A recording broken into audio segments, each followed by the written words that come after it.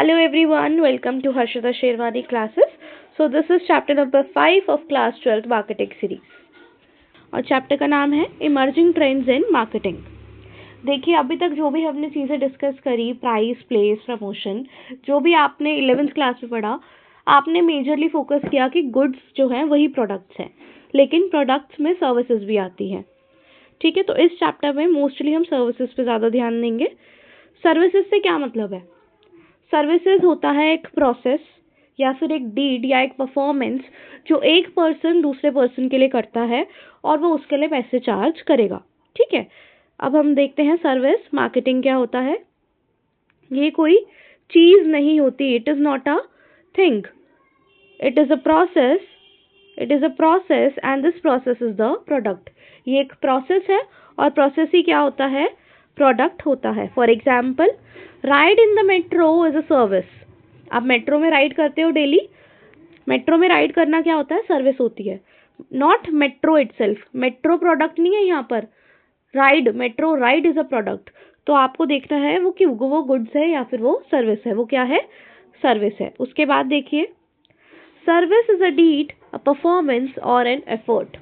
कोई भी डीड है, कोई भी परफॉर्मेंस है, कोई भी एफर्ट है जो एक पर्सन दूसरे पर्सन के लिए करेगा और उससे क्या करेगा? पैसे चार्ज करेगा। एंड उसके बाद देखिए फर्स्ट चीज़ क्या है? Meaning and definition of service. This is important, आपको इस पे एक एमसीक्यू या फिर एक क्वेश्चन 1 मार्कर मिल सकता है। ठीक है, डीड क्या है? कोई भी एक्ट और परफॉर्मेंस है जो एक पार्टी ऑफर करती है दूसरी पार्टी को, one party offer to the another party, और ये क्या होता है? नेचर में इंटेंजिबल होता है, which can not be seen, touched और फेल्ट। ठीक है, वो होता है इंटेंजिबल, जिसकी कोई फिजिकल प्रेजेंस नहीं होती and does not result in the ownership of the anything. जैसे आप कोई गुड्स परचेज करते हो तो उस गुड्स की आपके पास ओनरशिप आ जाती है, लेकिन आपने कभी सर्विस परचेज करी है तो आपके पास उस प्रोडक्ट की, सर्विस की ओनरशिप नहीं आती, बस आप उसको क्या करते हो? एक्सपीरियंस कर पाते हो। उसके बाद देखिए, it's production may or may not tied to a physical product. ज़रूरी नहीं है कि हर सर्विस किसी प्रोडक्ट के ऊपर की जाए। फॉर एग्जाम्पल, अगर आप एसी ठीक करा रहे हो, आपने एसी रिपेयरिंग सर्विसेज ली है, तो उसके लिए एसी का होना क्या है? मैंडेटरी है। बट फॉर एग्जाम्पल आपने ली है टीचिंग सर्विसेज, तो उस चीज़ में टीचर का होना क्या है? मैंडेटरी है। और आपने ली है कंसल्टेंसी सर्विसेज। कंसल्टेंसी क्या होता है? आपने अपने बिजनेस से रिलेटेड किसी पर्टिकुलर चीज़ पे, मान लो प्रोडक्ट की प्राइसिंग से रिलेटेड किसी एक्सपर्ट की एडवाइस लेनी थी आपको, तो आपने उस एक्सपर्ट की एडवाइस ली है। चाहे आपका प्रोडक्ट एग्जिस्ट करता हो, नहीं करता हो, इट डजेंट मैटर, आपने वो सर्विसेज ली है, तो ये फिजिकल प्रोडक्ट से कनेक्टेड नहीं है। तो यही कहना चाह रहे हैं, services can be tied up with a physical product और कैन नॉट बी, हो भी सकता और नहीं भी हो सकता। उसके बाद देखिए, even services are marketed like goods. Services भी क्या होती हैं? गुड्स की तरह मार्केट की जाती हैं। फॉर एग्जाम्पल, मैं आपको पढ़ा रही हूँ तो मैं एडवर्टिजमेंट्स करवा सकती हूँ और मैं आप लोगों को अपने सर्विसेज बेच सकती हूँ थ्रू मार्केटिंग, थ्रू प्रमोशन। मैं भी अपनी सर्विसेज को बेच सकती हूँ, जैसे कि कोई भी पर्सन अपने प्रोडक्ट को बेच सकता है, गुड्स को बेच सकता है, मार्केट कर सकता है इन द सेम वे। उसके बाद देखिए,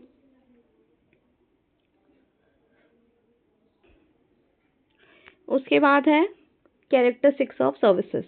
यहाँ से भी आपको एक एमसीक्यू मिल सकता है या फिर एक क्वेश्चन आ सकता है।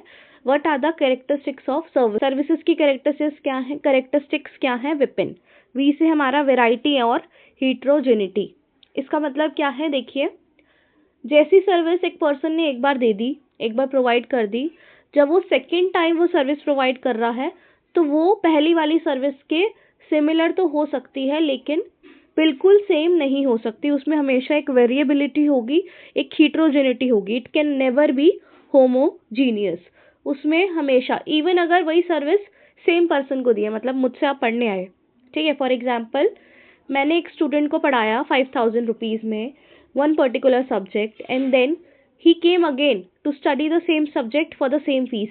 क्या मैं उसको बिल्कुल सेम तरीके से पढ़ा पाऊंगी? नहीं, सिमिलर होगा बट बिल्कुल सेम नहीं होता। ये कैरेक्टरिस्टिक्स है सर्विस की कि सर्विस हमेशा वेरिएबल होती है और हीट्रोजीनियस होती है, होमोजीनियस नहीं होती, even if it is provided to the same person, और इवन सर्विस प्रोवाइडर भी सेम है। अगर मैं ही फिर से पढ़ा रही हूँ तो हो सकता है उसमें भी क्या हो, वेरिएबिलिटी हो। देखिए, सर्विसेज आर यूनिक, यूनिक होती है services, and can not B exactly repeated, बिल्कुल सेम रिपीट उसको नहीं किया जाता, चाहे सर्विस प्रोवाइडर क्या हो, सेम पर्सन हो। Services can never be homogeneous, services कभी भी होमोजीनियस नहीं हो सकती, उनमें हमेशा कुछ ना कुछ वेरिएबल्स होंगे। एग्जाम्पल देखिए, एग्जाम्पल में गिवन है मैकडी का बर्गर, किसी भी आउटलेट पे खाते हैं हम, वो क्या होता है, होमोजीनियस होता है, सेम होता है।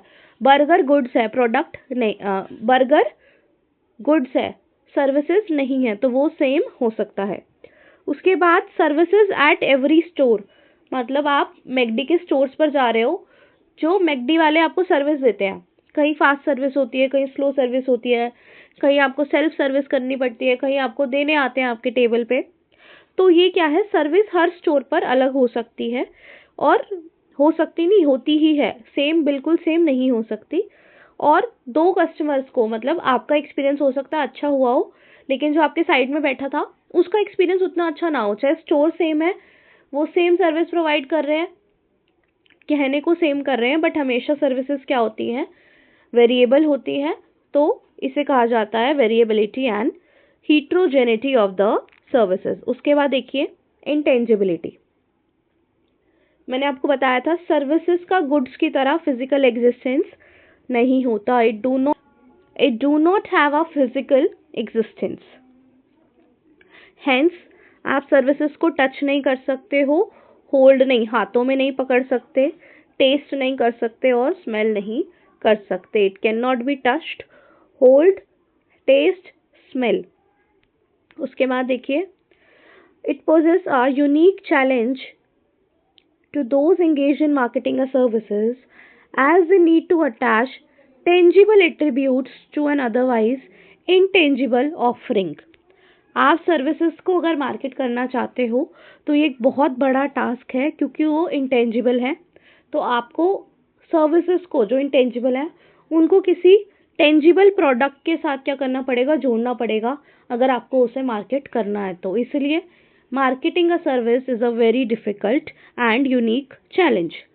ठीक है, उसके बाद देखिए पेरिशेबिलिटी, पेरिशेबिलिटी का मतलब है स्टोर करना। ठीक है, अब देखिए सर्विसेज को आप स्टोर कर सकते हो क्या, no, it can not be stored. Save कर सकते हैं, नहीं कर सकते, रिटर्न कर सकते हैं, नहीं कर सकते, resold once they have been sold, एक बार सर्विसेज बिक गई, उसके बाद ना वो रिटर्न होती है ना वो रीसोल्ड होती है। फॉर एग्जाम्पल, आप गए बार्बर के पास अपना हेयर कट कराने, ठीक है, आपने हेयर कट करा लिया, हेयर कट कराने के बाद आपको वो हेयर कट पसंद नहीं आ रहा, तो क्या आप वो हेयर कट वाली सर्विसेज बार्बर को रिटर्न कर सकते हो क्या, नहीं कर सकते।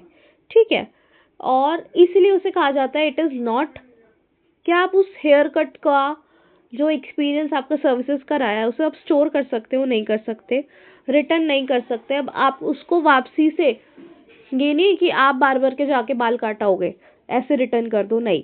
ठीक है, तो services can not be stored, said, return और sold once they have been sold. ठीक है, एग्जाम्पल वही सेम लिखा हुआ है। उसके बाद देखिए इनसेपरेबिलिटी, सर्विसेज को उसी टाइम कंज्यूम करते हो जब वो प्रोड्यूस होती है, मतलब अगर मैं आपको पढ़ा रही हूँ, जब मैं पढ़ा रही हूँ, जब वो सर्विसेज प्रोड्यूस हो रही है टीचिंग की, तभी आप लोग साथ के साथ क्या कर रहे हो, उसे कंज्यूम कर रहे हो, राइट। तो सर्विसेज को, प्रोडक्शन और कंजम्पशन को हमेशा क्या होता है, सेम टाइम पर की जाती है। इट इज नॉट सेपरेबल, इसलिए इवन अगर मैं आपको टीचिंग की सर्विसेज दे रही हूँ तो मेरा होना भी वहाँ पर क्या है, कंपल्सरी है। Service provider become and integral part of the service itself, service का खुद का एक हिस्सा हो जाता है सर्विस प्रोवाइडर, वो भी इनसेपरेबल हो जाता है। एग्जाम्पल वही दिया हुआ है, टीचर, टीचिंग सर्विसेज। उसके बाद देखिए कुछ सर्विसेज ऐसी होती हैं जिसमें क्लाइंट को भी क्या करना पड़ता है, परफॉर्म करना पड़ता है, पार्टिसिपेट करना पड़ता है।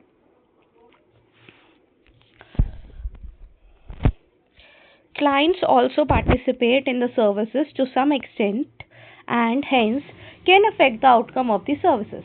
ठीक है, फॉर एग्जाम्पल मैं टीचर हूँ, अगर मैं टीचिंग सर्विसेज प्रोवाइड कर रही हूँ तो सामने स्टूडेंट को भी क्लास में आकर बैठना पड़ेगा, उसको भी पार्टिसिपेट करना पड़ेगा। अगर आप मुझसे यूट्यूब पे पढ़ रहे हैं तो आपको भी मेरी वीडियो प्ले करनी पड़ेगी। You also have to participate to some extent, मतलब थोड़ा बहुत कुछ ना कुछ आपको भी करना पड़ेगा। और अब देखिए स्टूडेंट्स भी क्या होते हैं, दो टाइप के होते हैं। पहला स्टूडेंट मान लो बहुत अच्छा है पढ़ाई में, सिंसियर होकर क्लास में बैठ के सुनता है, ठीक है, तो जो मेरा आउटकम आएगा सर्विस का वो अच्छा आएगा, क्योंकि सामने वाला स्टूडेंट डिसिप्लिन्ड है, सुनना चाहता है, इंटरैक्टिव है, कमेंट्स करता है और वीडियोस को लाइक करता है, सब्सक्राइब करता है, तो मुझे भी पढ़ाने में मज़ा आएगा कि हाँ भाई my services are being respected, मेरी सर्विसेज की भी क्या हो रही है, रिस्पेक्ट हो रही है और बच्चों को अच्छा लग रहा है। उसके बाद एक स्टूडेंट ऐसा है जो आता है क्लास में, इधर बात करता है, उधर बात करता है, और अगर मुझे यूट्यूब पे पढ़ रहा है तो उल्टे सीधे कमेंट्स करके चला जाता है, तो उससे मेरी आउटकम ऑफ द सर्विसेज पे क्या इफेक्ट आएगा? हाँ आएगा। इससे कहा जाता है कि क्लाइंट भी कहीं ना कहीं पार्टिसिपेट करता है कुछ एक्सटेंट तक, और उससे आउटकम ऑफ द सर्विस पे भी कुछ ना कुछ इफेक्ट आता है। उसके बाद देखिए last point, non ownership. Services में कभी भी ओनरशिप ट्रांसफर नहीं होती, ओनरशिप इज नॉट ट्रांसफर्ड। इसमें क्या होता है, कस्टमर को सर्विसेज रिसीव होती हैं, ओनरशिप ट्रांसफर नहीं होती। जैसे कि एक गुड्स में क्या होता है, गुड्स अगर आपने परचेज कर ली तो वो गुड्स आपके पास आ जाती है, उसका ओनरशिप आपको मिल जाता है, उससे रिलेटेड जो भी बेनिफिट और रिस्क होगा वो आपका होगा। लेकिन सर्विसेज के केस में आपको सर्विसेज प्रोवाइड की जाती हैं, रिसीव करते हो आप, लेकिन कोई भी ओनरशिप ट्रांसफर नहीं होती। ठीक है, ये हो गया हमारा last point of the characteristics. अब देखिए क्या शॉर्ट फॉर्म बनाई थी हमने, विपिन। वी से हमारा वेरिएबिलिटी और हिट्रोजेनिटी। इसका मतलब था कि चाहे सेम सर्विस प्रोवाइडर हो, एग्जैक्टली सेम सर्विसेज फिर से प्रोवाइड नहीं हो सकती, कुछ ना कुछ उसमें वेरिएबिलिटी होगी। इसकी वजह से सर्विसेज हिट्रोजीनियस होती है, होमोजीनियस नहीं होती। फिर आई से क्या था, आई से था हमारा इनसेपरेबिलिटी। आप कभी भी सर्विस प्रोवाइडर और सर्विसेज को अलग नहीं कर सकते हो, आपके क्लाइंट का भी कुछ ना कुछ उसमें रोल होता है, और जिस टाइम पे सर्विसेज प्रोड्यूस होती हैं उसी टाइम पे वो कंज्यूम की जाती हैं, इसलिए वो हो गया इनसेपरेबिलिटी वाला पॉइंट। उसके बाद है पी, पी से था पेरिशेबिलिटी। सर्विसेज पेरिशेबल होती हैं, उनको स्टोर नहीं कर सकते, सेव नहीं कर सकते, रिटर्न नहीं कर सकते, और एक बार खरीद कर फिर से बेच नहीं सकते। ठीक है, नेक्स्ट आई से क्या था हमारा, क्या था इंटेंजिबिलिटी। फिर आई आ गया, आई का था इनटेंजिबिलिटी। जो हमारी सर्विसेज होती है वो टेंजिबल नहीं होती, वो हमेशा क्या होता है, इंटेंजिबल होती है, उनकी फिजिकल एग्जिस्टेंस नहीं होती, उनको टच नहीं कर सकते, होल्ड नहीं कर सकते, स्मेल नहीं कर सकते, टेस्ट नहीं कर सकते। ठीक है, उसके बाद है एन, एन से हमारा नॉन ओनरशिप। सर्विसेज जब भी रिसीव होती हैं उसका ओनरशिप ट्रांसफर नहीं होता, लाइक अ गुड्स। तो पहला टॉपिक है टाइप्स ऑफ सर्विसेज। देखिए, on the basis of service operation to volume of customers. Service के ऑपरेशंस को देखेंगे हम, ठीक है, कि सामने हमारे पास कितने कस्टमर्स आते हैं। लो वॉल्यूम, अकाउंटेंट है कोई, अकाउंटेंट के पास हमेशा लो वॉल्यूम कस्टमर्स आते हैं। प्रोफेशनल सर्विसेज के केस में क्या होता है, कस्टमर का फ्लो क्या है, थोड़ा सा कम है। उसके बाद है हमारा एग्जाम्पल सर्विस शॉप, जैसे कि बैंक है, बैंक में फ्लो कैसा होता है कस्टमर का, मीडियम होता है। उसके बाद है मास सर्विसेज। मास सर्विस मतलब जो बहुत ह्यूज वॉल्यूम में क्या कर रहा है, सर्विस प्रोवाइड कर रहा है, फॉर एग्जाम्पल ट्रांसपोर्टेशन। ठीक है, उसके बाद है on the basis of level of tangibility. Tangibility क्या होता है, फिजिकल एग्जिस्टेंस। इसमें आपको देखना है कि एक सर्विस में टेंजिबल कंपोनेंट कितना है और इनटेंजिबल कंपोनेंट कितना है। फॉर एग्जांपल आपको एसी रिपेयर की सर्विसेज देनी है, तो एसी का क्या है, वो एसी जो है वो उसका टेंजिबल कंपोनेंट है और एसी की सर्विस क्या है, इनटेंजिबल कंपोनेंट है। तो इस लेवल पे देखा जाता है कि कितनी टेंजिबिलिटी है, उसे डिवाइड किया जाता है। उसके बाद है हमारा on the basis of customer employ presence. देखिए पहला तो है सेल्फ सर्विस। सेल्फ सर्विस क्या होता है, जहाँ पर आपको खुद ही अपना काम करना है, कस्टमर को खुद ही एक्शंस लेने हैं, लेकिन उसे सर्विस प्रोवाइड हो जाएगी। फॉर एग्जांपल एटीएम में आप जाते हो, आपको पैसे विड्रॉ करने हैं, आप अपना कार्ड डालते हो, अमाउंट डालते हो, ओटीपी डालते हो, आपके पास पैसे आ जाते हैं, इसे कहा जाता है सेल्फ सर्विस। फॉर एग्जाम्पल अगला है वेइंग मशीन। वेइंग मशीन रखी होती है, आप उसके ऊपर खड़े हो जाते हो, आपको आपका वेट पता चल जाता है, ये भी होती है सेल्फ सर्विस। उसके बाद देखिए इंटरपर्सनल सर्विसेज, वो सर्विसेज जहाँ पर कस्टमर का होना भी ज़रूरी है और एम्प्लॉयर का होना भी ज़रूरी है। टीचिंग सर्विसेज ऐसी ही हैं, अगर मुझे आपको पढ़ाना है तो आपका होना भी ज़रूरी है, मेरा होना भी ज़रूरी है, इसे कहा जाता है इंटरपर्सनल सर्विसेज, जहाँ पे कस्टमर और एम्प्लॉयर दोनों को क्या होना पड़ता है, प्रेजेंट होना पड़ता है। इन्होंने एग्जाम्पल लिया है स्कूल और सैलून। अगर आपको बार्बर से हेयर कट कराना है तो बार्बर का होना भी ज़रूरी है, आपका भी होना ज़रूरी है। उसके बाद है रिमोट सर्विसेज, जहाँ पर सिर्फ एम्प्लॉय का होना ज़रूरी है, जहाँ पर सिर्फ एम्प्लॉय का होना ज़रूरी है, वो होता है रिमोट सर्विसेज। एग्जाम्पल हो गया इंश्योरेंस कंपनी, ठीक है। उसके बाद देखिए on the basis of customisation and empowerment of employ. Employ के हाथ में कितनी पावर है और कस्टमाइजेशन कितना है, मतलब एक सर्विस को कितना कस्टमाइज करना पड़ेगा। कहीं कस्टमाइजेशन हाई होता है, कहीं लो होता है। एम्प्लॉयज़ का एम्पावरमेंट कहीं पे हाई होता है, कहीं पर लो होता है। ऐसे 4 कॉम्बिनेशन बन जाते हैं, high customisation, high empowerment, low customisation, low empowerment, low customisation, high empowerment, high customisation, low empowerment, ठीक है। उसके बाद देखिए on the basis of service delivery and processing focus. उसके बाद है हमारा प्रोसेसिंग फोकस। जब आप सर्विस प्रोवाइड कर रहे हो, सर्विस क्या है, एक प्रोसेस है, उसका फोकस क्या है, बॉडी है, माइंड है, कोई टेंजिबल एसेट है या इनटेंजिबल एसेट है। फॉर एग्जाम्पल आप अपने कंप्यूटर में कोई सॉफ्टवेयर डलवा रहे हो, ठीक है, तो वो सॉफ्टवेयर प्रोवाइडिंग सर्विस है। तो सॉफ्टवेयर क्या है, इंटेंजिबल एसेट है, उससे क्या हो रहा है, उससे रिलेटेड सर्विस है। प्रोसेस जो है हमारा वो उस सॉफ्टवेयर से रिलेटेड है। और ऐसे ही हम एसी रिपेयरिंग की सर्विस ले रहे हैं तो एसी से रिलेटेड है। योगा की क्लासेस ले रहे हो तो वो हमारे माइंड और सोल से रिलेटेड है, बॉडी से रिलेटेड है, एक्सेट्रा। उसके बाद है डिलीवरी सिस्टम। आप उस सर्विस को कैसे प्रोवाइड करा रहे हो, कैसे डिलीवर कर रहे हो। 1-on-1 कर रहे हो, मतलब एक ही कस्टमर है, एक ही सर्विस प्रोवाइडर है। और 1-to-many कर रहे हो, मतलब एक ही टाइम पर एक सर्विस प्रोवाइडर है और बहुत सारे सर्विस रिसीवर है जो रिसीव करे। एग्जाम्पल टीचिंग हो गया, मैं पढ़ा रही हूँ, आई डोंट नो कितने स्टूडेंट्स पढ़ रहे हैं, तो वो हो गया 1-to-many।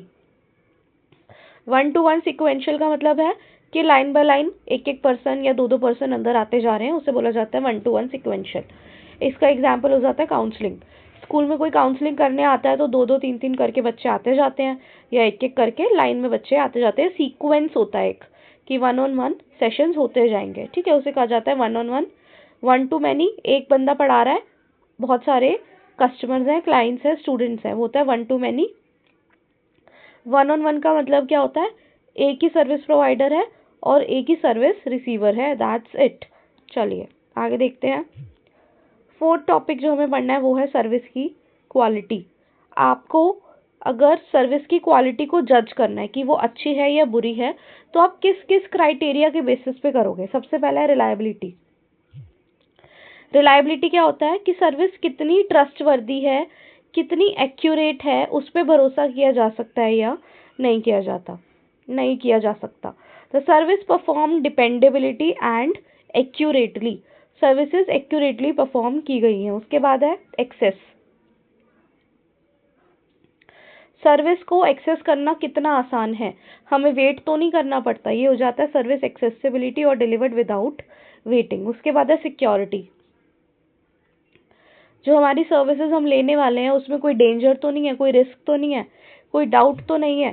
Services free from danger, risk और डाउट। उसके बाद है क्रेडिबिलिटी, ट्रस्टवर्दी कितनी है, ऑनेस्ट कितनी है, कितना भरोसा किया जा सकता है। उसके बाद है अंडरस्टैंडिंग द कस्टमर, कस्टमर की नीड्स को कितना समझा जाया जाता है, कस्टमर की नीड्स को कितना समझा जाया जाता है, कितने एफर्ट्स लगाए जाते हैं। ठीक है। उसके बाद है रिस्पॉन्सिवनेस, कि आप कस्टमर को और उसकी प्रॉब्लम्स को कितना ज़्यादा सॉल्व करने की कोशिश करते हो, कितने विलिंग हो वो सर्विस प्रोवाइड करने के लिए जो कस्टमर की नीड्स और वांट्स को सेटिस्फाई कर पाए। उसके बाद है हमारा कॉम्पिटेंस। अब आप देखो, मैं आपको टीचिंग की सर्विसेज प्रोवाइड कर रही हूँ, आप लोग कभी भी किसी टीचर से पढ़ रहे हो तो आपको ये चीज़ ज़रूर देखनी चाहिए कि उसमें वो रिक्वायर्ड स्किल्स और नॉलेज है भी या नहीं। फॉर एग्जाम्पल, यूट्यूब पर एक चैनल बना हुआ है और वहाँ पर क्लास 11th का बच्चा ही क्लास 11th के बच्चे को पढ़ा रहा है, तो आप उसकी स्किल और नॉलेज कितनी एक्सपेक्ट कर सकते हो? आपसे ज़्यादा होगी या आपसे कम होगी? मेरे हिसाब से क्लास 11th वाले बच्चे की स्किल्स आपके बराबर ही होंगी समहाउ, अगर कोई वो एक्सेप्शनल केस ना हो तो। ठीक है। लेकिन अगर आपको कोई ग्रेजुएट पढ़ा रहा है, कोई पोस्ट ग्रेजुएट पढ़ा रहा है, कोई चार्टर्ड अकाउंटेंट पढ़ा रहा है, तो उसके पास एक रिक्वायर्ड स्किल्स है और नॉलेज है जो वो ये टीचिंग की सर्विस प्रोवाइड करने के लिए क्या उसे बनाता है, कॉम्पिटेंट बनाता है। फॉर एग्जाम्पल, सीएस का क्या होता है, ऑडिट करने होते हैं। ऑडिट क्या है? आप अकाउंट्स में फाइनेंशियल स्टेटमेंट्स बनाते हो, उन फाइनेंशियल स्टेटमेंट्स को चेक करना। जब जिस पर्सन को फाइनेंशियल स्टेटमेंट की नॉलेज नहीं है, क्या उसको वो चेक कर सकता है? नहीं कर सकता। इसलिए ऑडिट का राइट एक सिर्फ चार्टर्ड अकाउंटेंट को मिला हुआ है इंडिया में। क्यों? क्योंकि चार्टर्ड अकाउंटेंट के पास वो रिक्वायर्ड स्किल है, वो रिक्वायर्ड नॉलेज है जो एक फाइनेंशियल स्टेटमेंट प्रिपेयर करते टाइम लगती है, और उसने इतनी फाइनेंशियल स्टेटमेंट्स बना ली है कि अब वो उनको चेक भी कर सकता है। ठीक है। तो आपको कॉम्पिटेंसी हमेशा चेक करनी चाहिए, उससे ही क्वालिटी ऑफ सर्विस क्या की जा सकती है, जज की जा सकती है। कर्टेसी, कर्टेसी क्या है? आप कितनी पोलाइटली कस्टमर के साथ बात करते हो, कस्टमर की तरफ आप कितने कंसिडरेट हो, उनको कितने अच्छे से आप प्यार से समझाते हो, बात करते हो। उसके बाद देखिए टेंजिबल्स,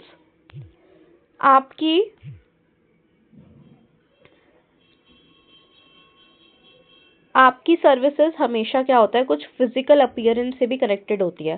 फॉर एग्जाम्पल, आपने एसी सर्विस के लिए बुलाया था, एक इंजीनियर आया, उसने बहुत अच्छे से यूनिफॉर्म पहनी हुई थी, तो आपको क्या लगता है कि हाँ भाई ये बहुत प्रोफेशनल सर्विसेज प्रोवाइड करता हो।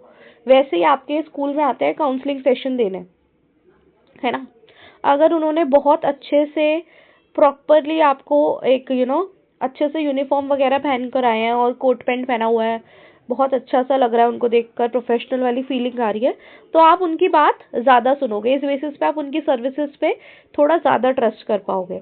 वैसे ही इधर एग्जाम्पल दिया हुआ है, वेटर जो है वो प्रॉपर यूनिफॉर्म में है, तो हम क्या सोचते हैं, यहाँ की सर्विसेज अच्छी होंगी। तो physical facilities, equipment, personnel, communication, material, looks etcetera सब हो जाते हैं टेंजिबल्स। एग्जाम्पल ले लो कि हम किसी होटल में गए, वहाँ पर उन्होंने आते ही हमें पानी की बॉटल्स प्रोवाइड करा दी, वो गई पानी की बॉटल क्या है हमारे लिए, फिजिकल फैसिलिटी है। उसके अलावा जब हम जा रहे थे तो वो सौंफ और चीनी ले आए, मुझे बहुत अच्छा लगता है वो, I don't know about you, तो वो भी क्या है, टेंजिबल्स है। तो हर सर्विस के साथ कुछ ना कुछ टेंजिबल्स होते हैं जिनके बेसिस पे सर्विसेज को जज किया जा सकता है। उसके बाद क्या है, कम्युनिकेशन, आप कितनी इफेक्टिवली कम्युनिकेट करते हो। It shows how good the organisation is at communicating effectively. वो भी क्या है, आपकी सर्विसेज को जज करने के लिए आप यूज कर सकते हो। अब याद कैसे करोगे इतने सारे पॉइंट, कैसे याद करना है, car cut C S, car cut CCS, car cut CCS, C से हमारा कम्युनिकेशन, ए से एक्सेस, आर से रिलायबिलिटी, सी से कर्टेसी, यू से अंडरस्टैंडिंग द कस्टमर, टी से टेंजिबल्स, सी से कॉम्पिटेंसी, सी से क्रेडिबिलिटी, एस से सिक्योरिटी। ठीक है। सिक्योरिटी का मतलब क्या था, free from danger, risk, faults. Credibility क्या था, कितना ट्रस्टवर्दी है, कितना ऑनेस्ट है। उसके बाद competency, required skill and knowledge होनी चाहिए। Tangible, physical facility, looks, material etcetera. You से अंडरस्टैंडिंग द कस्टमर, कस्टमर की needs and wants and problems को कितना अच्छा समझने की कोशिश करते हो, कितने एफर्ट्स लगाते हो। Courtesy, how polite you are. R से रिलायबिलिटी, आप कितने एक्यूरेटली डाटा प्रोवाइड करते हो, एक्यूरेटली सर्विसेज को प्रोवाइड करते हो।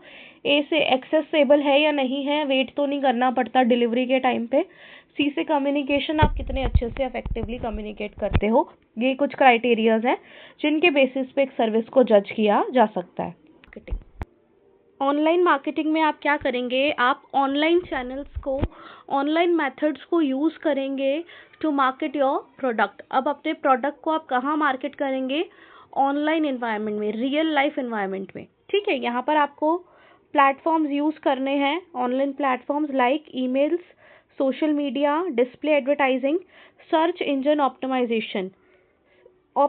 ईमेल्स आपने कभी देखा, आपको अगर आप मिंत्रा से शॉप करते हैं या मीशो से शॉप करते हैं तो मिंत्रा एंड मीशो वाले आपको क्या करते हैं, रेगुलरली ईमेल्स करते रहते हैं। सोशल मीडिया, आपने कभी किसी प्रोडक्ट के बारे में बोला कि भाई मुझे शैम्पू चाहिए, आपने गूगल पे जाके सर्च किया कि शैम्पू अंडर 200 या 300, जो भी आपने सर्च किया, उसके बाद आपको शैम्पू की एड्स आने लग जाती हैं इंस्टाग्राम पे, फेसबुक पे। ये होता है सोशल मीडिया यूज़ हो रही है ऑनलाइन मार्केटिंग के लिए। डिस्प्ले एडवर्टाइजिंग, जो हमारा ऐप होता है उस पर अलग अलग प्रोडक्ट्स डिस्प्ले होते हैं, उसे बोलते हैं display advertising. Search engine optimisation, जो आपने सर्च किया है वही आपको क्या होगा, ऐप पर दिखता रहेगा कि आप यू मे लाइक दिस। मतलब आप फ्लिपकार्ट पे जाके सर्च करो फुटबॉल, फ्लिपकार्ट आपको फुटबॉल दिखाता रहेगा जब तक आप उस फुटबॉल को खरीद नहीं लेते। ठीक है, ये होता है ऑनलाइन मार्केटिंग। आप यहाँ पर एक अपनी वेबसाइट भी क्रिएट कर सकते हो। ठीक है, और customer acquisition campaigns at little or no cost, आप यहाँ पर बिल्ड कर सकते हो कस्टमर एक्विजिशन कैंपेन्स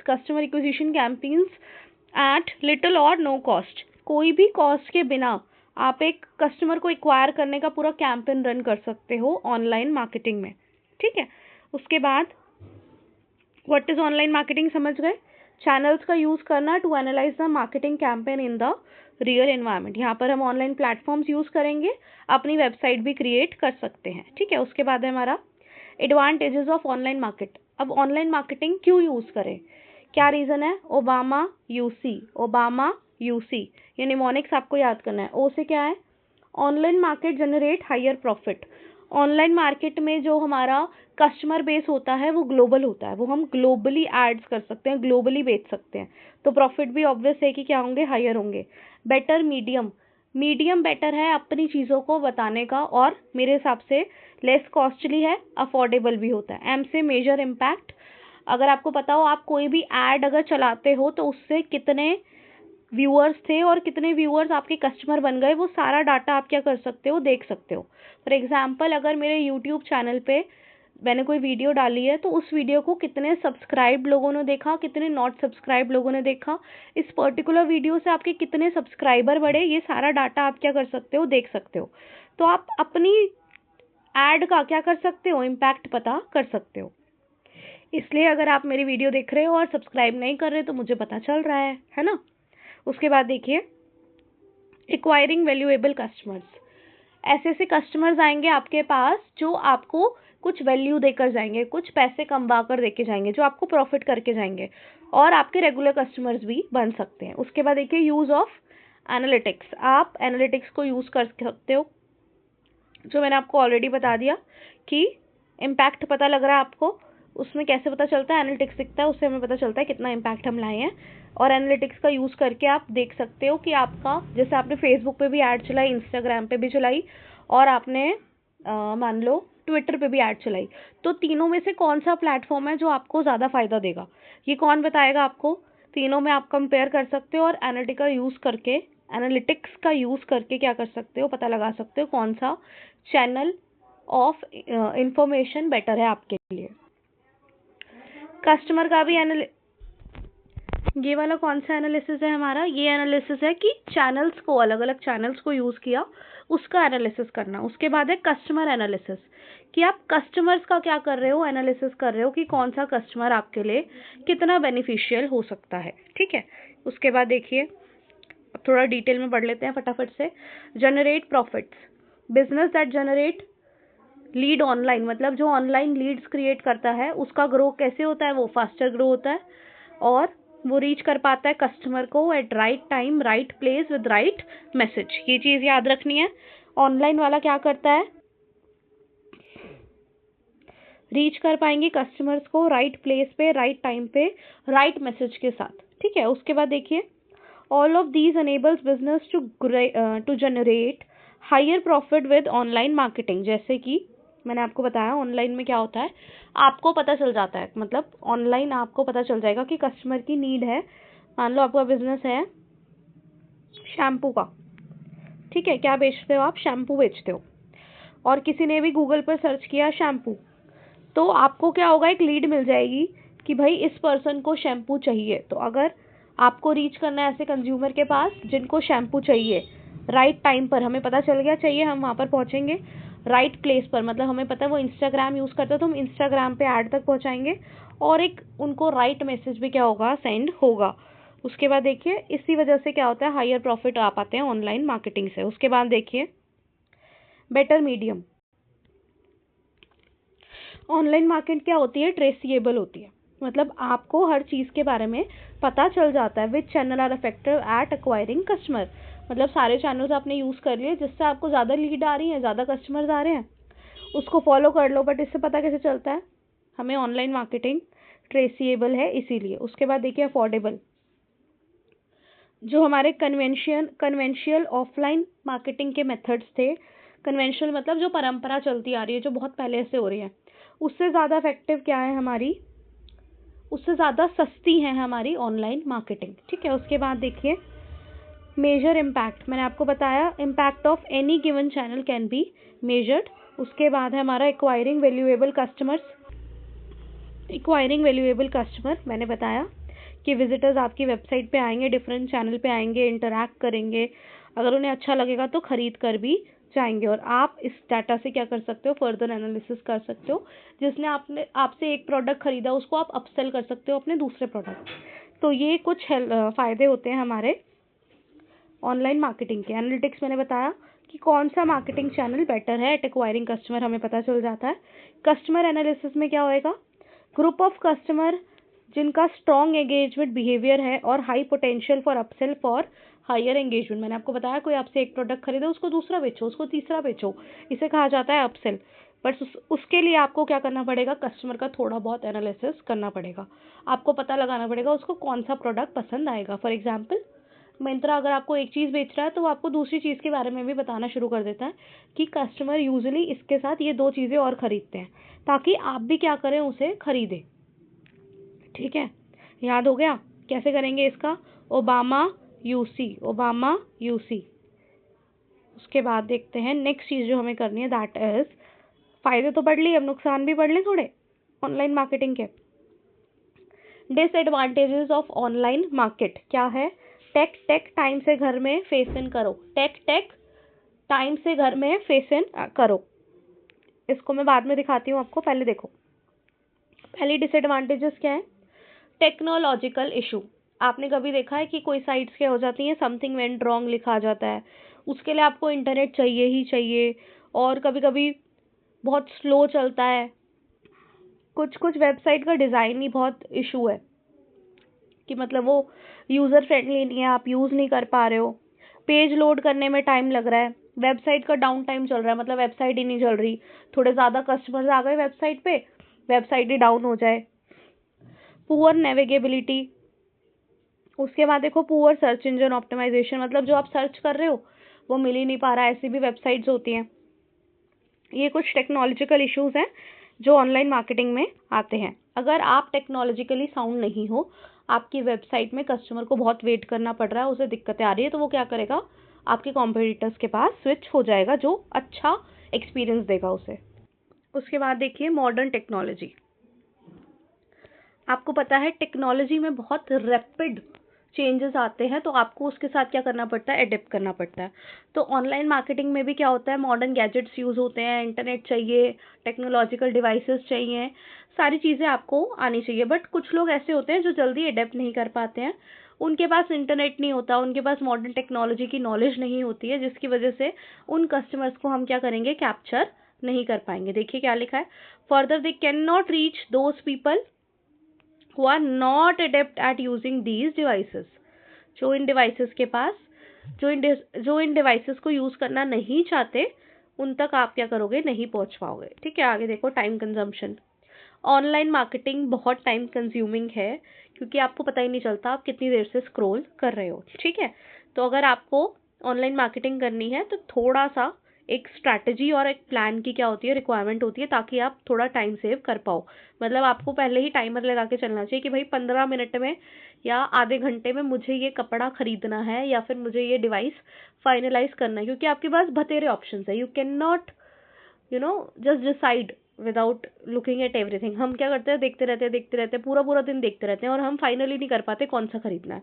तो इसीलिए आपको थोड़ा सा अपना टाइम सेव करने के लिए प्रॉपर स्ट्रैटेजीज को यूज करना चाहिए। ठीक है,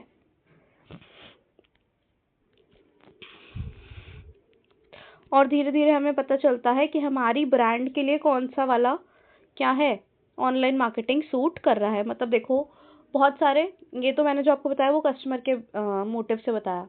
ऑनलाइन मार्केटिंग की जो बंदा ऑनलाइन बेच रहा है उसके लिए क्या डिसएडवांटेज है। डिसएडवांटेज ये है, उसको नहीं पता कि ऑनलाइन मार्केटिंग में उसका कौन से वाला चैनल है जिससे उसको सेल जनरेट होगी। उसे नहीं पता कि उसकी वेबसाइट से कस्टमर आएगा या मीशो से आएगा, मिंत्रा से आएगा, फ्लिपकार्ट से आएगा, अमेजन से आएगा, या उसे कुछ और ही थर्ड चीज़ करनी पड़ेगी जिससे उसके पास कस्टमर आए। उसकी ब्रांड के लिए क्या वर्क करेगा, तो उसके लिए उसे क्या करना पड़ेगा, ओवर द टाइम उसे पता चलता है और एक प्रॉपर प्लान और स्ट्रैटेजी के साथ काम करना चाहिए ताकि उसका टाइम क्या हो जाए, सेव हो जाए। उसके बाद देखो, सिक्योरिटी एंड प्राइवेसी इशू। आपको पता है, अगर आपको ऑनलाइन शॉपिंग करनी है तो आपको अपना एड्रेस देना पड़ता है, अपना फ़ोन नंबर देना पड़ता है, आपको उन्हें अपना डिजिटल मार्केटिंग के लिए आपको बहुत सारे डाटा देने पड़ते हैं। फॉर एग्जांपल, नाम बताना पड़ेगा, फ़ोन नंबर, एड्रेस, सारी चीज़ें आपको डिटेल्स देनी पड़ती हैं। तो बहुत ज़रूरी है कि जो बिज़नेस वाला बंदा है जिससे हम ऑनलाइन खरीद रहे हैं, वो हमारे डाटा को क्या रखे, सेफ रखे, सेफगार्ड रखे। तो सिक्योरिटी एंड प्राइवेसी इशू भी क्या होता है, एक कंसर्न है। कस्टमर उन्हीं वेबसाइट्स पे ट्रस्ट करता है जो उसके डाटा को क्या रखे, कॉन्फिडेंशियल रखे। ठीक है, उसके बाद देखिए, ग्लोबल कंपटीशन। ऑनलाइन जितने भी बिजनेसेस चलते हैं उनके लिए कंपटीशन क्या होता है, ग्लोबल होता है। ऐसा नहीं है कि आपका कंपटीशन सिर्फ दिल्ली में है या फिर सिर्फ इंडिया में है, ग्लोबली आप compete कर रहे हो हर एक बिजनेस के साथ। तो आपका कंपटीशन कैसा है, ग्लोबल कंपटीशन है। क्यों, क्योंकि आपके बिजनेस की रीच भी क्या है, ग्लोबल है। अगर आपको स्टैंड आउट करना है फ्रॉम द क्राउड, मतलब क्राउड से कुछ हटके आपको लगना है, तो आपको कुछ हटके देना पड़ेगा टारगेटेड इन्फॉर्मेशन को अट्रैक्ट करने के लिए। उसके बाद देखिए, मेंटेनेंस कॉस्ट। ऑनलाइन बेचना इतना आसान नहीं है। मानते हैं कि कुछ एक्सपेंसेस आपके कट ऑफ होंगे, लेकिन कुछ एक्सपेंसेस बढ़ भी जाएंगे, जैसे कि टेक्नोलॉजिकल गैजेट्स एंड मेंटेनेंस और डाटा सिक्योरिटी।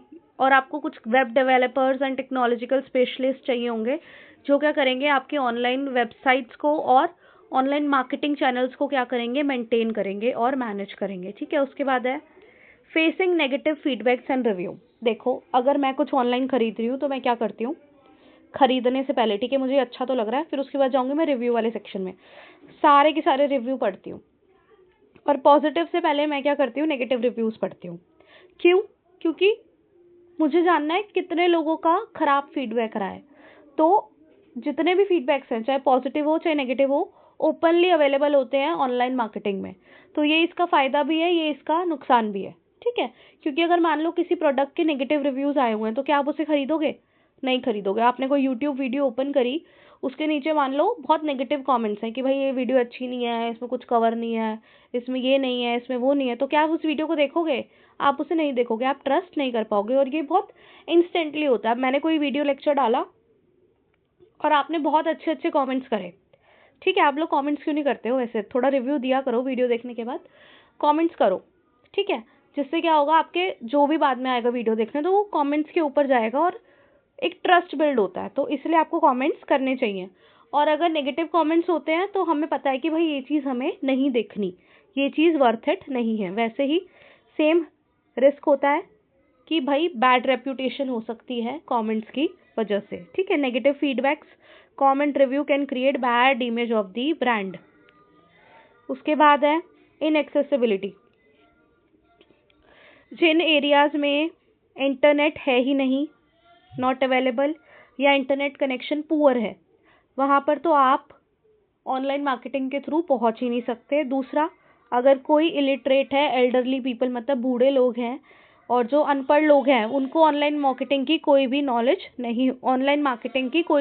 नहीं होती है, ठीक है। ये हो गए कुछ हमारे डिसएडवांटेजेस। अब याद कैसे करेंगे हम? टेक घर में फेस इन करो, टाइम से घर में फेस इन करो। टेक टाइम से घर में फेस इन करो। टी से हमारा टेक्नोलॉजिकल इशू, दूसरे टेक से हमारा टेक्नोलॉजिकल इशू, दूसरे टेक से हमारा मॉडर्न टेक्नोलॉजी, टाइम से हमारा टाइम का कंजम्पशन, से हमारा सिक्योरिटी एंड प्राइवेसी इशू, जी से हमारा ग्लोबल कंपटीशन, में से हमारा मेंटेनेंस कॉस्ट, एफ से हमारा facing negative feedbacks and review, face in करो से हमारा इनएक्सेसिबिलिटी, ठीक है। कैसे याद करोगे? टेक टाइम से घर में फेस इन करो। टेक्नोलॉजिकल इश्यूज आ जाते हैं, उसकी वजह से डिसएडवांटेज है। 3-4 टेक्नोलॉजिकल इशू याद कर लेना। फिर मॉडर्न टेक्नोलॉजी में मैंने आपको बताया मॉडर्न डिवाइसेस चाहिए, इंटरनेट चाहिए, जो सबके पास नहीं होते, इसकी वजह से ऑनलाइन मार्केटिंग का डिसएडवांटेज हो गया। टाइम कंजम्पशन, बहुत टाइम कंज्यूमिंग है और पता लगने में टाइम लग जाता है कि कौन सा चैनल हमारे लिए वर्क करेगा। Security and privacy issue, customer का डाटा आता है आपके पास, आप उसको कितना सिक्योर रखते हो, ये बहुत मायने रखता है। घर, ग्लोबल कंपटीशन मतलब आपकी मार्केट कैसी है, ग्लोबल है, तो आपका कंपटीशन भी ग्लोबल है। कस्टमर को अट्रैक्ट करने के लिए आपको कुछ हटके करना पड़ेगा। मेंटेनेंस कॉस्ट, मैंने आपको बताया आपको टेक्नोलॉजिकल स्पेशलिस्ट रखने पड़ेंगे, वेब डेवलपर्स रखने पड़ेंगे, काफ़ी खर्चा करना पड़ता है। Facing negative reviews, negative comments वगैरह से आपकी एक बैड रेप्यूटेशन, ब्रांड इमेज खराब हो सकती है। फेस इन करो इनएक्सेसिबिलिटी का मतलब है कि कुछ क्या था इनएक्सेसिबिलिटी का मतलब है जो लोग इलिटरेट हैं, एल्डरली पीपल हैं और जहाँ पर इंटरनेट अवेलेबल नहीं है, ऐसे एरियाज जहाँ इंटरनेट पुअर है, ऐसे एरियाज, वहाँ पर हम क्या कर पाएंगे, अपनी ऑनलाइन मार्केटिंग के थ्रू हम वहाँ पर नहीं पहुँच सकते। ये हो गई डिसएडवांटेजेस ऑफ ऑनलाइन मार्केटिंग, ठीक है। सोशल मीडिया तो आप लोगों का फेवरेट वर्ड है ना? सारा दिन क्या करते हो? इंस्टाग्राम चलाते हो, फेसबुक चलाते हो, स्नैपचैट तो आजकल बहुत चलाते हैं बच्चे, ठीक है। ये सारे क्या होते हैं? सोशल मीडिया होते हैं। चलिए, इसको क्या बोलते हैं? डिजिटल मार्केटिंग भी बोलते हैं, ई मार्केटिंग भी बोलते हैं। जब हम सोशल मीडिया के थ्रू अपने प्रोडक्ट को बेचेंगे, प्रमोट करेंगे, तो उसे क्या कहा जाता है? Social media marketing. इसको डिजिटल मार्केटिंग भी कहते हैं, इसको ई मार्केटिंग भी कहते हैं। यहाँ पर हम सोशल मीडिया प्लेटफॉर्म को यूज़ करेंगे, जिससे हम क्या करेंगे? नेटवर्क बिल्ड करेंगे और कंपनी का ब्रांड बिल्ड करेंगे, सेल्स इंक्रीज करेंगे और अपना वेबसाइट ट्रैफिक क्या करेंगे? इंक्रीज करेंगे। सोशल मीडिया की वजह से हम क्या कर पाते हैं? मच वाइडर ऑडियंस तक पहुंच पाते हैं। रीड करिए। A mechanism that empowers people through online social networks to advertise their websites, goods or services to engage with and tap to much wider audience that would not have been possible through conventional advertising channels. जो हम पहले करते थे, पुराने ज़माने में जो तरीके यूज़ होते थे, उससे हम इतनी वाइडर ऑडियंस पे नहीं पहुंच पाते थे जितना सोशल मीडिया को यूज़ करके पहुंच सकते हैं।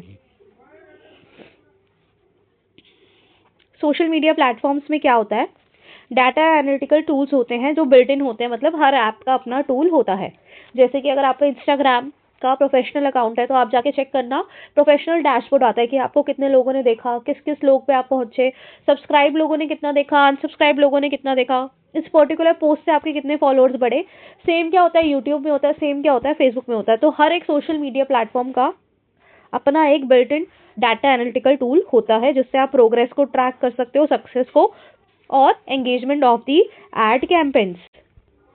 उसके बाद सोशल मीडिया से क्या कहना चाहते हैं? Facebook, Twitter, Instagram are used, ठीक है। उसके बाद देखिए platforms for social media marketing.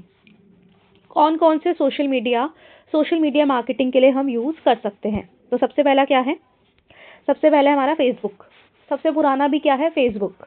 ठीक है, फेसबुक मार्केटिंग में 2 तरीके से मार्केटिंग कर सकते हैं, एक ओरिजिनल पोस्ट इंटरैक्शन और बूस्टेड पोस्ट। ऑर्गेनिक पोस्ट डाल सकते हैं, नॉर्मल पोस्ट, और पोस्ट को हम क्या कर सकते हैं, पैसे देके बूस्ट भी करवा सकते हैं। अगर हम अपनी ब्रांड को प्रमोट करना है तो हमें मार्केट करना पड़ेगा बिजनेस को और बिल्ड करना पड़ेगा अवेयरनेस ऑफ द सर्विस और द प्रोडक्ट। मार्केटर इसको करने के लिए क्या कर सकता है, फेसबुक को यूज कर सकता है अपनी ब्रांड को प्रमोट करने के लिए और अवेयरनेस फैलाने के लिए अपने प्रोडक्ट और सर्विस के बारे में। इसके फायदे क्या होंगे, फेसबुक पे ऐड करने के फायदे क्या होंगे, आप टारगेटेड ऑडियंस पे इजीली रीच आउट कर सकते हो, इजीली पहुंच सकते हो, बजट फ्रेंडली होता है, ज़्यादा चार्जेस नहीं लगते, और क्लाइंट के साथ हमारी डायरेक्ट कम्युनिकेशन हो पाती है। ठीक है, फेसबुक का फायदा, टारगेटेड ऑडियंस पे जल्दी reach, budget friendly, communication with the client directly. उसके बाद है LinkedIn. LinkedIn is a professional app, जहाँ पर क्या होता है, प्रोफेशनल्स का एक, ये मान लो प्रोफेशनल्स का फेसबुक। ठीक है, प्रोफेशनल का फेसबुक इज लिंक्डइन। ठीक है, लिंक्डइन का यूज किया जाता है कम्युनिकेट करने के लिए, generate leads, increase brand awareness, encourage business relationship and collaborations, share content and drive traffic to the website. ठीक है, आपको इसमें से एमसीक्यू आ सकता है कि कौन सा ऐप है जिससे आप लीड्स को जनरेट कर सकते हो और ब्रांड अवेयरनेस कर सकते हो और बिजनेस रिलेशनशिप बना सकते हो, कोलैबोरेशन कर सकते हो। ये कुछ 3 चीजें हैं जो इसमें क्या होती हैं, अलग होती हैं। तो आपको क्या मार्क करना है, लिंक्डइन। ठीक है, यहाँ पे ऑर्गेनिक भी होगा और यहाँ पे पेड मार्केटिंग भी होती है। लिंक्डइन के बाद है हमारा गूगल प्लस। अब देखिए, हमारा गूगल किसी चीज़ में पीछे नहीं रहता, सब अपने अपने ऐप्स बना रहे थे, सोशल मीडिया ऐप्स। तो गूगल ने भी क्या किया, सोशल मीडिया मार्केटिंग के लिए एक ऐप बनाया जिसका नाम है Google plus. It is a forum for social media networking through Google. ठीक है, अब गूगल प्लस एक चीज़ की तरफ एम करता है, जो कि है कि हम इंडिविजुअल से वैसे ही बात करेंगे जैसे उससे ऑफलाइन बात की जाती है। हम सेम वे में कम्युनिकेट करेंगे जिस तरीके से ऑफलाइन बात की जाती है। मिमिक करेंगे, मिमिक मतलब कॉपी करना, more closely the way individual communicate offline than other social networking site such as Facebook and Twitter. क्या करेंगे, मिमिक करेंगे, कॉपी करेंगे, उस तरीके से बात करेंगे कस्टमर से जैसे एक ऑफलाइन मार्केट में उसके साथ की जाती है। और अदर सोशल मीडिया नेटवर्किंग पे ये तरीका नहीं इस्तेमाल हो रहा। ठीक है, हम एक real life sharing rethought for the internet ला रहे हैं कि भाई रियल लाइफ लगे, रियल लगे बिल्कुल उसे। ठीक है, अब आपको यहाँ पे एमसीक्यू आ सकता है, real life sharing rethought for the internet किससे रिलेटेड है, गूगल प्लस से। और ये mimic more closely the way individual communicate offline, यहाँ पे भी एमसीक्यू बन सकता है। उसके बाद देखिए, it is a social media network operated by Google. Google operate करता है, ब्रांड्स को हेल्प करता है एक रिलेशनशिप बनाने के लिए with prospects, consumers and other company. It is a social media network operated by Google that helps brand. ये मैंने 2 बार लिख दिया। ठीक है, आपको एक बार रीड करना है, एक पॉइंट याद कर लेना। उसके बाद इसके एडवांटेजेस क्या हैं, टारगेटेड कंज्यूमर को इन्फॉर्मेशन मिल जाएगी, find other people of the similar interest, find other people of the similar interest. उसके बाद है ट्विटर। ट्विटर आपने कभी यूज़ किया, वहाँ पे ट्वीट्स किए जाते हैं। अब इसका नाम चेंज हो गया, आई गेस एक्स हो गया इसका नाम अब। इसमें 140 कैरेक्टर्स होते हैं और एमसीक्यू आपका यहीं आएगा। ठीक है, कितने कैरेक्टर्स हैं, 140 कैरेक्टर्स हैं, और जिसको क्या बोला जाता है, ट्वीट्स बोला जाता है। Messages of 140 character is called tweet. ये एक बहुत पावरफुल टूल है सारे बिजनेसेस के लिए, कितने भी बड़े हों छोटे हों, कोई भी सिस्टम हो उनका। नए कस्टमर को रीच आउट करने के लिए, ब्रांड को सपोर्ट करने के लिए, communicate with the rest of the companies. अब इसके एडवांटेजेस क्या हैं, customer satisfaction increase, relationship with customer, efficient platform for gathering feedback from the consumers। ठीक है, अब देखो सारे पॉइंट्स आपके नहीं याद कर सकते, सब में एक ही चीज़ एडवांटेजेस लिखा ना कि भाई सब कस्टमर के साथ टारगेटेड ऑडियंस को रीच करने में हेल्प करता है, कम्युनिकेट करने में हेल्प करता है, एक रिलेशनशिप बनाने में हेल्प करता है, कंज्यूमर सेटिस्फेक्शन में हेल्प करता है, अवेयरनेस फैलाने में हेल्प करता है। ये 5 पॉइंट आप हर सोशल मीडिया पे क्या कर देना, चिपकाना। उसके बाद देखिए व्हाट्सएप ने फेसबुक को ज्वाइन किया था 2014 में। आपके एमसीक्यू आते हैं तो ये पूछा जा सकता है। Message services which are fast and reliable. आपको भी पता है व्हाट्सएप क्यों यूज़ करते हैं, मैसेजेस करने के लिए। फास्ट है, रिलायबल है, रिलायबल मतलब एक्यूरेट है, भरोसा कर सकते हैं। Started as alternative to the SMS. पहले क्या किया जाता था, एसएमएस करते थे, अब क्या कर देते हैं, व्हाट्सएप कर देते हैं। तो as a alternative to SMS शुरू किया गया था इसे। अब व्हाट्सएप प्लेटफॉर्म को क्यों यूज़ करें, उसके कुछ रीजंस हैं, ये इंपॉर्टेंट है। व्हाट्सएप में हम अलग अलग वैरायटी ऑफ मीडिया क्या कर सकते हैं, सेंड कर सकते हैं, रिसीव कर सकते हैं। व्हाट्सएप में हम टेक्स्ट भेज सकते हैं, photos, videos, documents, location as well as voice calls, ये सब हम क्या कर सकते हैं, व्हाट्सएप में कर सकते हैं, आप सबको पता है। व्हाट्सएप मैसेजेस जो होते हैं वो एंड टू एंड इनक्रिप्टेड होते हैं, सिक्योर्ड होते हैं, ये कोई भी थर्ड पार्टी रीड नहीं कर सकती, ना ही सुन सकती। उसके बाद देखिए 1 बिलियन पीपल है all over India, all over 180 countries में जो क्या करते हैं, व्हाट्सएप को यूज़ करते हैं। ठीक है, इसके बाद देखिए इंस्टाग्राम पे क्या किया जाता है, इन्फ्लुएंसर मार्केटिंग बहुत ज़्यादा है यहाँ पर, और पे टैक्टिक्स लाइक एडवर्टाइजिंग, एड्स भी चलती हैं और इन्फ्लुएंसर मार्केटिंग बहुत ज़्यादा इंस्टाग्राम पे। इंस्टाग्राम को क्यों यूज़ करें, इंटरनेट पे 5th पे है, मार्केट फ्रेंडली है, मार्केटर को हेल्प करता है अपनी ब्रांडिंग को इन्हांस करने में, कंज्यूमर को इजीली एक्वायर करने में, और कंटेंट को हम इमेज और वीडियोस दोनों फॉर्म में क्या कर सकते हैं, अपलोड कर सकते हैं, जिससे कस्टमर को हेल्प मिल जाती है to understand the product in a very simple way. उसके बाद देखिए यूट्यूब मार्केटिंग, यूट्यूब भी एक तरीका है जिसमें मार्केटिंग की जा सकती है। यूट्यूब इज द ऐप जिससे आप मुझे देख रहे हो, we are connected through YouTube. Internet marketer और ऑनलाइन बिजनेस ओनर्स क्या कर सकते हैं, प्रॉफिट कमा सकते हैं, किससे ह्यूज शिफ्ट आ सकता है उनके नेटवर्क में through the videos uploaded on the YouTube. ठीक है, YouTube marketing is a rising phenomena and a very efficient mean of achieving your target segment. अब जैसे मैं क्या कर रही हूँ, मार्केटिंग की वीडियो डाल रही हूँ, अकाउंट्स की डालती हूँ, मेजरली मेरा क्या रहेगा कि मैं क्लास 11-12 के लिए वीडियोस डालने वाली हूँ। तो मेरा टारगेट क्या है, मेरा टारगेट ऑडियंस है क्लास 11-12 कॉमर्स स्टूडेंट्स।